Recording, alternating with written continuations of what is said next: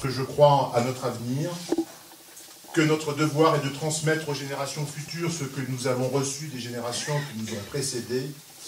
Bien sûr que le seul enjeu qui vaille est la survie de la civilisation européenne, notre survie, face aux assauts conjugués de la marchandisation de l'humain, de l'islamisation et de la submersion migratoire. Mais il y a une chose que je ne peux pas faire, que je ne pourrai jamais faire. C'est me présenter devant les Français en compagnie de ceux-là même qui n'ont eu de cesse, depuis des décennies, d'être les acteurs ou les complices de la destruction de cette même civilisation. Car enfin, si notre héritage est pour le moins menacé, aujourd'hui, à qui la faute? Si ce n'est de celle des amis politiques de M. Bellamy, qui n'ont pas un seul instant pensé à le préserver, ni au niveau européen, ni au niveau national.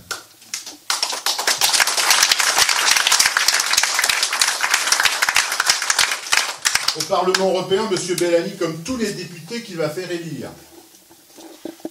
vont siéger au sein du Parti populaire européen, le célèbre PPE, que personne ne connaît, présidé depuis 2013 par le Français Joseph Daul. Si vous le connaissez, vous avez de la chance. À mon avis, personne ne le connaît, mais rassurez-vous, c'est partout pareil, on n'a jamais entendu parler de lui. Comme personne ne connaît les élus qui siègent au Parlement de Strasbourg, comme personne ne sait ce qui se passe réellement à Strasbourg, à Bruxelles, à Luxembourg, en revanche, nous envoyons tous les jours les résultats et ça nous suffit. Pourtant, la responsabilité du PPE dans l'évolution de l'Union européenne, dénoncée par M. Bellamy, est totale. Qui préside le Parlement européen?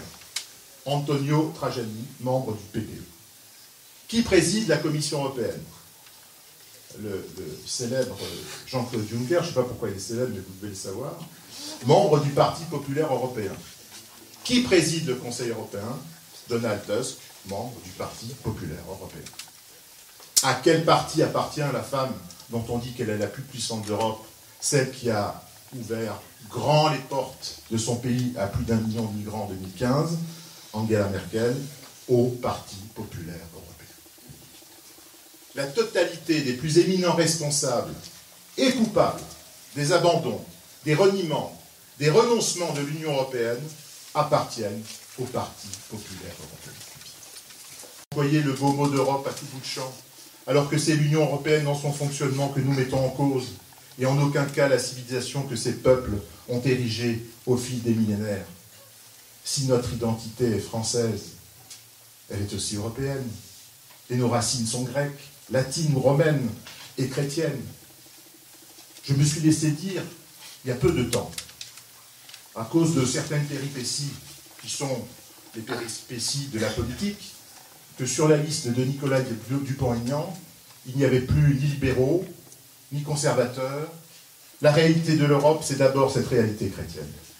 Tout nous rappelle nos origines chrétiennes, nos œuvres d'art, notre musique, notre toponymie, la structure même de nos villes et de nos villages groupés autour de nos cathédrales et de nos églises, nos prénoms, nos jours fériés, nos traditions.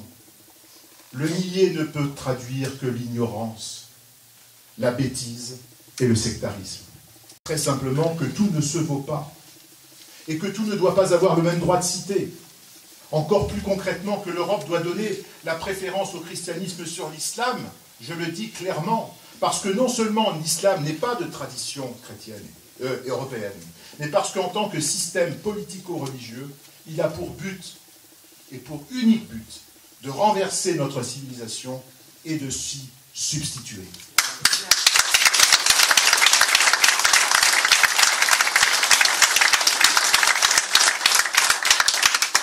On me répondra sans doute que donner la préférence, c'est discriminer. Je l'assume. Eh bien oui, discriminer, c'est choisir, c'est sélectionner, c'est privilégier. En fait, c'est décider de ce qu'on met à l'honneur et de ce que l'on bannit. La préférence civilisationnelle, mes amis, cela veut dire que l'Europe doit être maître de ses frontières, qu'elle ne doit laisser entrer pour s'installer entre ses murs qui ne sont rien d'autre que des protections, que ceux dont la culture, les traditions les appétences peuvent s'inscrire dans la civilisation européenne à l'exclusion de tous ceux qui viendraient en modifier la substance. Je pense qu'ils disparaissent dans cette Union européenne-là. Et je vous conjure de voter pour la liste de Nicolas Dupont-Aignan, pour envoyer des députés qui vont défendre la France au Parlement européen, qui vont défendre la France et les Français. Je vous conjure de faire tout ce que vous pouvez pour que cette noble aventure puisse réussir, que nous puissions enfin porter haut et fort la voix de la France. Vive les amoureux de la France et vive la France!